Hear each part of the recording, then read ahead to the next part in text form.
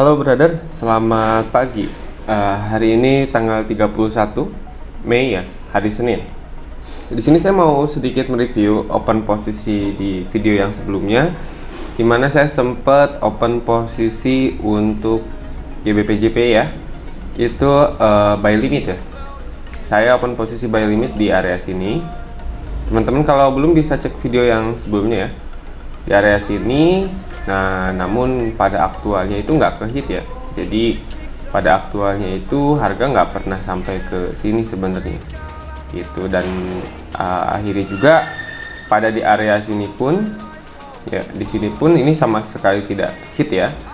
Lalu di sini karena memang saya nggak kontrol, lalu akhirnya dia break dan saya hit SL. Namun kemudian saya ambil posisi lagi di area demand setelahnya ya, yaitu di area sini.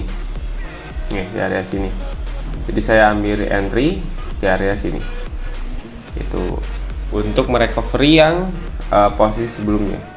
Nah, bagaimana aktualnya nanti kita analisanya? Oke, kita mulai dari nol.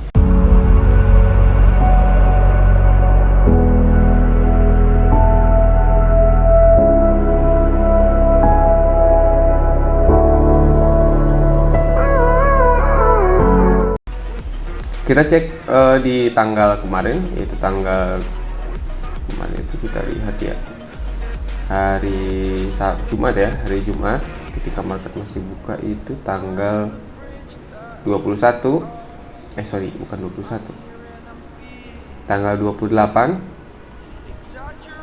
di sini. Teman-teman lihat posisi yang gold kemarin sebelumnya. Nah, di sini ada saya open posisi GBPJPY buy. Ini buy limit ya. Oke. Nah, 155608 itu yaitu di area sini ya. Nah, di area sini. Jadi lebih bawah. Nah, tepat di sini.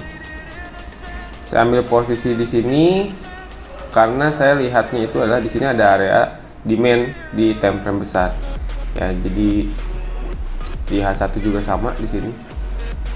Teman-teman bisa lihat di area sini juga ya, betul di area sini. Dan karena saya standby di HP itu di M30 ya, saya entry-nya di area sini untuk take profit merecovery ya. Di sini saya dapatnya 9 pip ya, sorry. Nah, seperti itu. Jadi saya sendiri tidak terlalu banyak entry dalam sehari, hanya maksimal 5 sebenarnya. Kalaupun sampai di atas 5 itu biasanya saya bilang dalam hari itu over trade sebenarnya gitu, karena scalping sendiri yang sangat mempengaruhi itu adalah emosional ya, dimana apalagi kalau teman-teman mulai scalping dengan lot kecil, yang sebenarnya kalau lot kecil bukan lot kecil tapi lot mikro kayak seperti 0,01, teman-teman bisa open posisi itu untuk tipe tradingnya swing sebenarnya gitu. Tapi kalau misalnya untuk scalping sendiri 0,01, teman-teman pasti nanti nextnya itu bakal over trade gitu. Lebih baik lotnya agak dibesarin tapi entry-nya dikurangin gitu. Itu lebih bagus, dan analisa teman-teman juga nggak banyak ngambil waktu ya, nggak nyita waktu banyak juga dalam mengevaluasi juga. Nah, di sini juga saya mau coba jelasin ya, bahwa sebenarnya ada beberapa hal yang memang sangat krusial nih untuk titik koreksi kalau kita posisi scalping, entah itu menggunakan supply dan demand ya, atau dengan kondisi Fibonacci juga bisa, atau support resistance dan lainnya lah ya, yang biasanya ini akhirnya kita buat sebagai marking zone ya. Jadi kalau saya sendiri kalau di ponsel itu selalu dibuat marking, yang saya lihat dulu di analisa tuh saya buat marking gitu. Jadi ketika saya pulang nggak lihat chart seperti ini ya sudah gitu, jadi entry-nya tuh hanya di area marking saja. Nah, kita lihat di posisi GBPJP ya di sini ya. Nah, ini area marking saya yang akhirnya saya entry posisi buy di sini ya. Jadi di sini nggak ke hit ya. Jadi saya ambil entry-nya tuh di sini kemarin di area sini. Nah, di sini, dan ini nggak ke hit ya, nggak ke hit. Nah, akhirnya dia impuls turun, ini hit SL. Nah, saya re-entry. Jadi yang paling penting adalah teman-teman memastikan setiap entry itu harus pakai SL ya, karena kalau SL otomatis balance kita nih masih ada gitu, dan kita bisa recovery. Belum tentu kalau misalnya kita pakai SL, nggak pakai SL dan akhirnya market tuh nggak pernah kembali lagi ke posisi kita entry, kita bisa dalam kondisi habis ludes, dan kita nggak bisa recovery selain jalan satu-satunya adalah deposit. Jadi yang paling penting adalah SL, dan resiko kan tergantung teman-teman sendiri gitu. Jadi kondisi SL sendiri teman-teman harus dipasang agar teman-teman sebenarnya bisa recovery di next entry gitu sebenarnya. Jadi nggak ada resiko sama sekali lah, kasar gitu. Dan kita tahu bahwa trading itu penuh dengan resiko, ya. Nah, yang ingin saya bahas di sini sebagai insight untuk video yang kali ini, untuk video selanjutnya nanti kita contohkan untuk entry di hari Senin ini ya.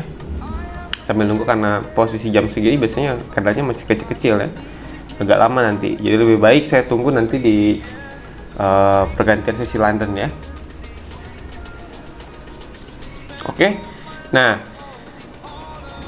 saya mau jelasin sedikit, bukan strategi sih, tapi memang actual price yang biasa saya lakukan ketika saya buat posisi pending order ya, mau itu buy limit, sell limit ya. Tapi untuk pending order ini yang bersifat reverse ya, atau rebounds. Nah, seperti ini. Ini misalnya area posisi kita buy limit ya, buy limit. Nah, di sini misalnya.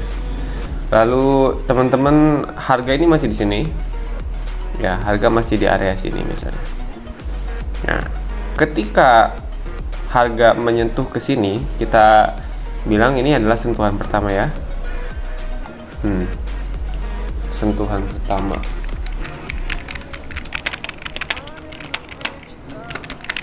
Sentuhan 1 ya. Nah, akurasinya ini saya bilang probabilitasnya sangat tinggi ya untuk sentuhan pertama. Nah, ketika di sini harga mulai naik lagi dan nggak hit ya, nah terus harga mulai masuk ke area sini, oke, lalu dia misalnya rebound lagi, ini yang disebut namanya sentuhan kedua. Oke, ini sentuhan kedua. Sentuhan kedua. Oke, lalu misalnya teman-teman lihat lagi. Lalu misalnya harga di sini terkoreksi lagi dan tes dia jatuh ya. Nah, di sini kita sebut sebagai sentuhan ketiga. Sentuhan ketiga. Sentuhan 3. Nah, ini yang saya maksud, ini sentuhan pertama, kedua, dan ketiga. Ini ada tingkatannya sebenarnya.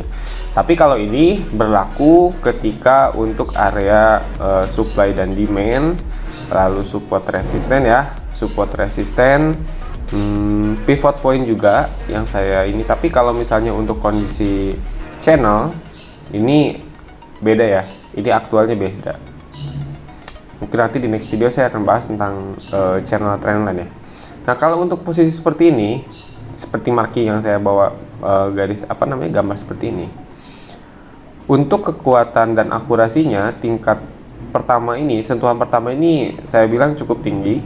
Yang kedua ini sedang ya, yang ketiga ini lemah gitu.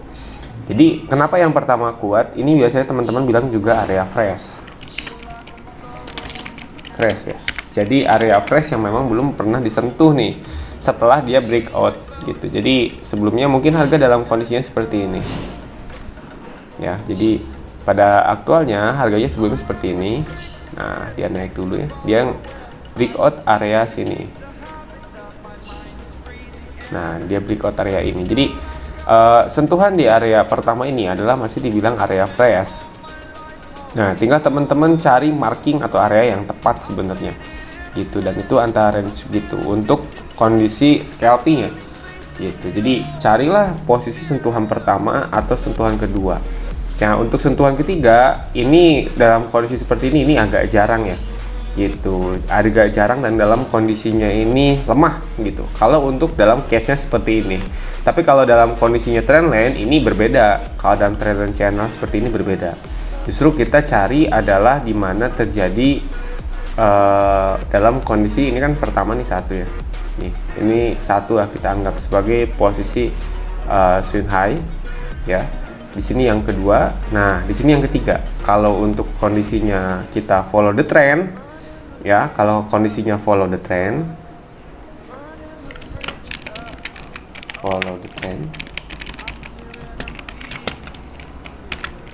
kalau kondisinya follow the trend, teman-teman bisa lakukan untuk cari sentuhan ketiga.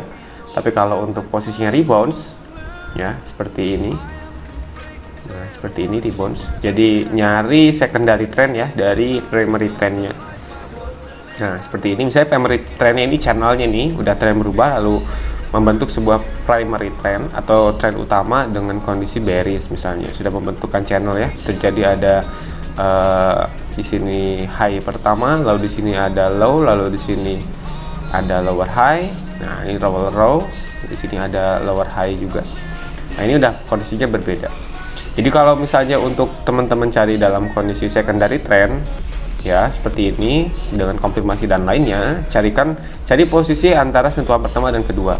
Makanya itu ketika teman-teman mungkin di grup sering saya bilang kalau kita dalam kondisi buy limit seperti ini dan memang ditinggal ya, nggak disentuh gitu, hati-hati karena di saat kedua ini mungkin masih bisa, tapi kalau misalnya sudah 2 kali dalam kondisi seperti ini, yang ketiga ini nggak mungkin gitu, nggak mungkin. Biasanya ini malah akhirnya namanya breakout posisi yang kita pending order ya. Case-nya seperti apa? Seperti yang tadi saya jelaskan juga di sini. Oke. Di sini. Jadi teman-teman bisa lihat area di sini. Nah, ini sentuhan pertama di area, kita lihat di area sini ya.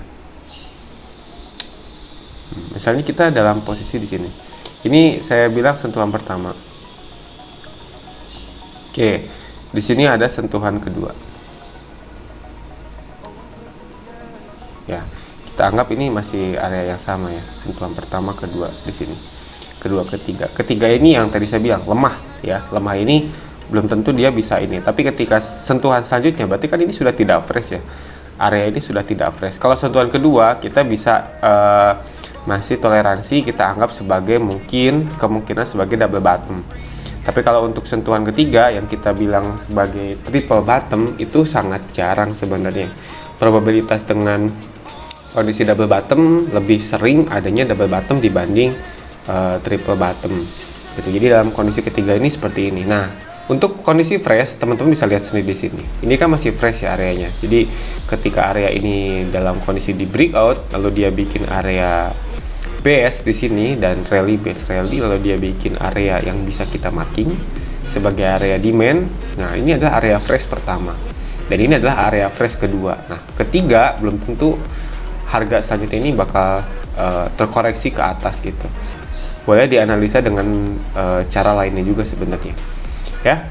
Itu untuk video kali ini, semoga bisa bermanfaat. Kita lanjut ke video selanjutnya. Terima kasih. Wassalamualaikum warahmatullahi wabarakatuh.